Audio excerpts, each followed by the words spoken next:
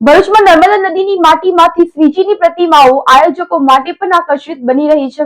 ભરૂચની શ્રવણ ચોકડી નજીક પશ્ચિમ બંગાળના મૂર્તિકારોએ ધામા નાખ્યા છે અને મૂર્તિકારો બંગાળી સમાજના દુર્ગા માતાની પણ પ્રતિમાઓમાં વિવિધ દેવી દેવતાઓની પ્રતિમાઓ તૈયાર કરવામાં આવતા હોય છે। ખાસ કરીને ગણપતિ મહોત્સવ પહેલા જ આવી જતા હોય છે અને પ્રથમ ગણપતિ મહોત્સવના 3 મહિના પહેલા જ ભરૂચમાં ધામા નાખી ભરૂચની પવિત્ર નર્મદા નદીની માટી તથા સૂકા ઘાસમાંથી શ્રીજીની પ્રતિમાઓ તૈયાર કરી પ્રતિમાઓને સુકાવીને કલર કરીને પ્રતિમાઓને અવનવા સ્વરૂપ આપવામાં આવે છે।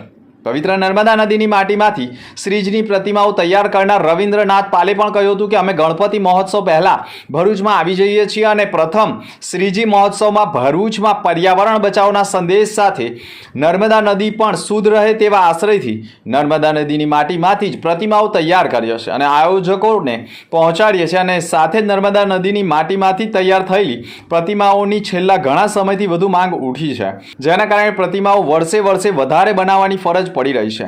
આ વખતે પણ મોટા પ્રમાણમાં શ્રીજીની પ્રતિમાઓ બનાવવામાં આવી છે અને તેને રંગરોગાણ પણ કરવામાં આવી રહ્યું છે અને આયોજકો બુકિંગ પણ કરાવી રહ્યા છે। ભરૂચ જિલ્લામાં નર્મદા નદીની માટીમાંથી તૈયાર થતી શ્રીજીની પ્રતિમાઓનું ચલણ વધ્યું છે। નર્મદા નદીમાં આ પ્રતિમાનું વિસર્જન કરવાથી વહેલી તકે ઓગળી જતી હોય છે અને ભક્તોની આસ્થાને પણ ઠેસ પહોંચતું નથી। ભરૂચની વાત કરવામાં આવે, આ ભરૂચના શ્રવણ ચોકડી નજીક પશ્ચિમ બંગાળના મૂર્તિકારોએ છેલ્લા ઘણા સમયથી ધામા નાખ્યા છે અને નર્મદા નદીની માટીમાંથી પ્રતિમાઓ તૈયાર કરી છે અને ખાસ કરીને જે પ્રતિમાઓ છે તે ઇકો ફ્રેન્ડલી પ્રતિમા છે અને ખાસ કરીને હવે ગણપતિના જે આયોજકો છે તે પણ ઇકો ફ્રેન્ડલી પ્રતિમા તરફ વળ્યા છે। તમે જોઈ રહ્યા છો ભરૂચના આયોજક દ્વારા પ્રતિમાને બુક પણ કરાવવામાં આવી છે અને તે પ્રમાણેનો કલર પણ કરવામાં આવી રહ્યો છે। આપણી સાથે મૂર્તિકાર છે, પશ્चिम बंगाल मूर्तिकार છે। आप कैसे ये प्रतिमा बनाते हो और आपका जो हेतु है माटी का, वो आप क्या कैसा संदेशा देना चाहते हो? देखिए, मेरा नाम नमस्ते, मेरा नाम रविंद्रनाथ पाल, मैं वेस्ट बंगाल कलकत्ता का यहाँ गणपति मूर्ति बनाने के लिए आया है। यहाँ जितना सारी मूर्ति है उसका अंदर पूरा घास है, घास से पूरा शरीर उसका डिजाइन बन जाएगा। उसका ऊपर पहले काली मिट्टी लगाएगा, काली मिट्टी का सूखेगा, उसका बाद नर्मदा का पीला मिट्टी उसका ऊपर दे के पूरा फिनिशिंग आएगा। और इसका जो कलर होगा पानी का कलर होगा, तो ये पानी का कलर होगा तो आप नदी में डालेगा तो 1-2 घंटा में पूरा मूर्ति बिगड़ जाएगा और किसी को नदी में जाएगा तो फायर में नहीं लगेगा और फार्म नहीं आएगा। इसलिए आप जो पूजा किया मिट्टी का मूर्ति पूजा किया तो सबसे अच्छी होगा। पीओपी का मूर्ति में क्या होगा, पानी में डालेगा तो नदी पूरा बेकार हो जाएगा और कोई आदमी नदी में जाएगा तो पैर में लगेगा, पाप आ जाएगा।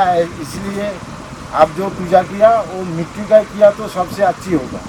ખાસ વાત કરીએ તો નર્મદા નદીની માટીમાંથી તૈયાર થતી પ્રતિમાઓ આયોજકોને પણ આકર્ષિત કરી રહી છે। આપણી સાથે આયોજક પણ છે અને તેમણે એક પ્રતિમા પણ બુકિંગ કરાવી છે અને તેને તેમના મનગમતા કલરો ગણેશજી ઉપર લગાડવાની વાત છે। ખાસ કરીને વાત કરીએ તો ઇકો ફ્રેન્ડલી પ્રતિમાનું ચલણ વધ્યું છે।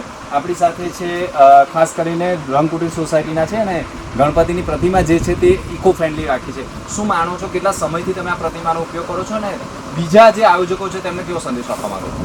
અમે રંગકુટીર યુવક મંડળના યુવકો છે।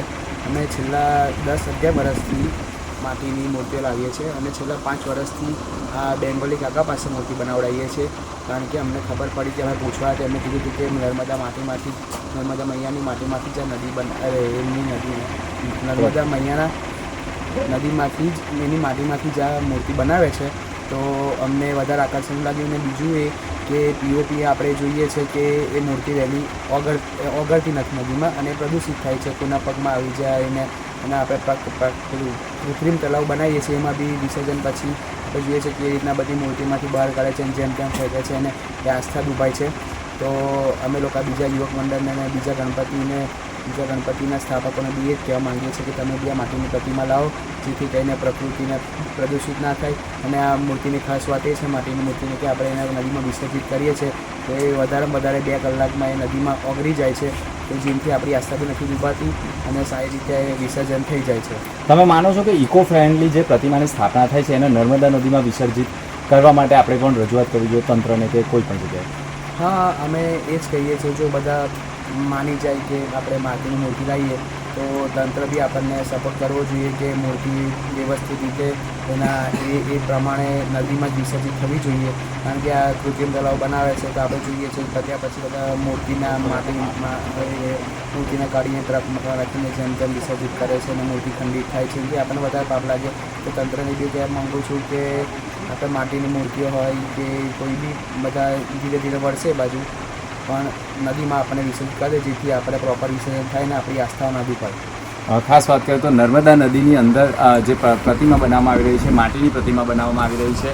હાલ આ જે શ્રીજીની પ્રતિમા છે તે શ્રીજીની પ્રતિમાને કલર કરવામાં આવશે, રંગરોગાણ કરવામાં આવી રહ્યું છે અને ખાસ કરીને નર્મદા નદીની માટીમાંથી તૈયાર થતી પ્રતિમાઓનું ચલણ વધી રહ્યું હોય તેવું માનવામાં આવે છે. તમે જોયા છો મોટા પ્રમાણમાં ભરૂચના જે ગણપતિના આયોજકો છે તેમના માટે બુકિંગ મુજબની મોટા ભાગની નર્મદા નદીની માટીમાંથી શ્રીજીની પ્રતિમાઓ તૈયાર કરવામાં આવી રહી છે અને લોકો શ્રીજી ઉત્સવ મનાવવા માટે પણ ઉત્સુક બન્યા છે. ઉત્સાહ ઉમંગ જોવા મળી રહ્યો છે. પરંતુ એક વાત તો નિશ્ચિત છે કે ક્યાંક ને ક્યાંક તંત્ર દ્વારા જે અપીલ કરવામાં આવે છે કે ભાઈ ઇકો ફ્રેન્ડલી પ્રતિમાની સ્થાપના કરો, તે પ્રમાણે ભરૂચમાં છેલ્લા ઘણા સમયથી દિવસે એટલે કે વર્ષે ને વર્ષે ક્યાંક ને ક્યાંક લોકોમાં જનજાગૃતિ ફેલાય છે અને લોકો ઇકો ફ્રેન્ડલી એટલે કે માટીની પ્રતિમા સ્થાપિત કરવાના પણ આગ્રહ રાખી રહ્યા છે. આ વખતે પણ વેસ્ટ બંગાળના જે મૂર્તિકારો છે તેમણે મોટા પ્રમાણમાં નદીની માટીમાંથી મોટા પ્રમાણમાં પ્રતિમાઓ બનાવી દીધી છે અને બુકિંગ પણ કરવામાં આવી રહ્યું છે અને આયોજકો પણ ઇકો ફ્રેન્ડલી પ્રતિમાની સ્થાપના કરવા માટેનો આગ્રહ રાખી રહ્યા છે. મનોજ ખંભાતા સાથે દિનેશ મકવાણા, SNP ન્યૂઝ, ભરૂચ.